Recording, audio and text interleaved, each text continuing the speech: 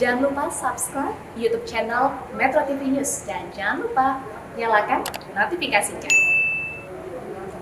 Pemirsa, Timor Leste akan melangsungkan pemilihan presiden putaran kedua pada hari Selasa 19 April mendatang. Ada dua kandidat yang akan bersaing menjadi presiden, yakni petahana Francisco Guterres Luolo dan Jose Ramos Horta. Untuk informasi selengkapnya kita bergabung dengan rekan Iqbal Himawan dari Dili, Timor Leste. Iqbal, bagaimana kondisi di ibu kota Dili jelang pemilihan?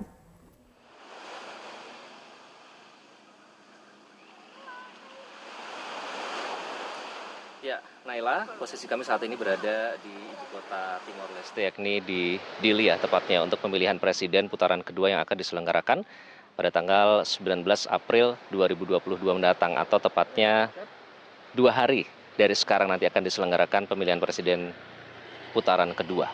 Nah, sementara itu kalau kita lihat dari evaluasi Pilpres putaran pertama, total Timor Leste ini berpenduduk sekitar 1,3 juta penduduk. Nah, menariknya dari 1,3 juta penduduk itu lebih dari 70% adalah mereka yang berusia muda. Dan kalau kita berbicara tentang tingkat partisipasi pada Pilpres putaran pertama, ini tingkat partisipasinya melebihi 70%. Ini memang terdengar tinggi, tapi pada saat saya tanyakan kepada warga sekitar dan juga pihak-pihak terkait, ini ternyata tingkat partisipasi tahun ini bisa dibilang lebih rendah karena dari pemilu-pemilu sebelumnya ini bisa mencapai lebih dari 80%. Di Pilpres pertama ada 16 kandidat dan ini juga bisa dibilang memecahkan rekor sebagai Pilpres dengan kandidat perempuan terbanyak, ada 4 orang pada saat itu.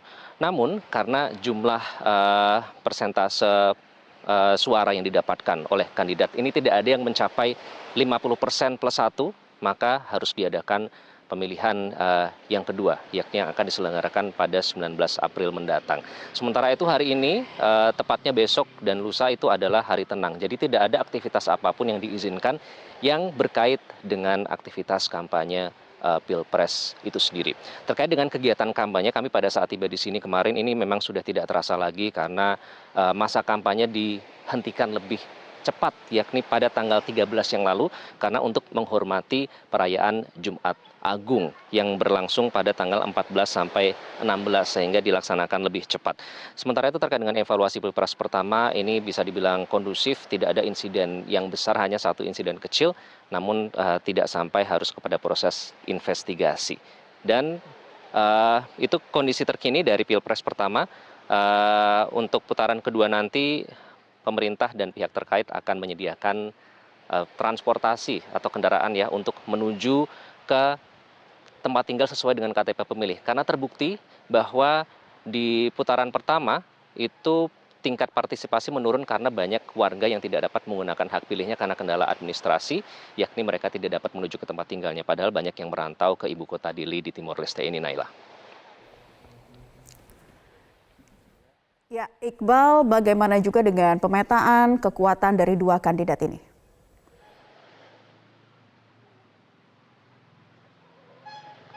Ya, kalau untuk putaran kedua ini memang tersisa dua kandidat ya.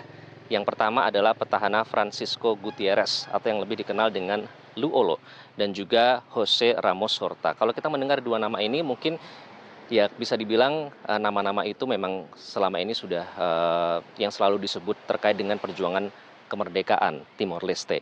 Namun memang ternyata memang dua nama tersebut yang meraih angka tertinggi. Ini saya bacakan di pemilihan pertama, Jose Ramos Horta menduduki peringkat pertama dengan persentase 46,58% atau 2 kali lipat dari Francisco Gutierrez Luolo yang mencapai 22,1%. Nah, kalau kita berbicara tentang pemetaan dukungan dari Jose Ramos Horta sendiri, ini didukung oleh CNRT atau National Congress for Timorese Reconstruction, satu partai politik yang cukup kuat dan mendominasi di Timor Leste saat ini. Sementara Francisco Gutierrez ini didukung oleh 3 partai yang cukup besar, yakni yang pertama ada Fretilin, tentu kita sudah tahu Revolutionary Front of an Independent East Timor, kemudian ada PLP dan juga KUNTU. KUNTU ini disebut sebagai rising star-nya partai politik yang berdasarkan dari masyarakat pedesaan. Tapi di kubu Jose Ramos Horta tentu saja ada backing dari tokoh pejuang kemerdekaan Timor Leste, yakni ada nama Sanana Gusmao di situ. Itu yang disebut-sebut cukup kuat untuk mempengaruhi warga untuk menggunakan hak pilihnya dalam memilih Jose Ramos Horta.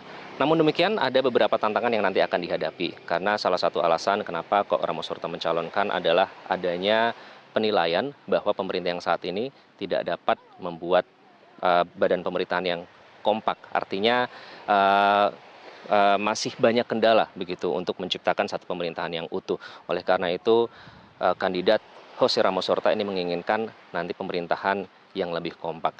Namun tantangan selanjutnya adalah parliamentary election atau pemilihan parlemen nanti, karena parlemen Timor Leste ini didominasi oleh parpol-parpol yang mendukung pihak Francisco Gutierrez, dan 3 partai tersebut yakni Fretilin, PLP dan juga Junto ini masih sepakat tetap akan berkoalisi hingga tahun 2023. Nanti akan kita lihat dua hari dari sekarang tanggal 19 nanti, di mana kedua kandidat akan menggunakan hak pilihnya, dan diharapkan juga tingkat partisipasi masyarakat akan lebih tinggi seiring dengan fasilitas yang disediakan oleh pemerintah.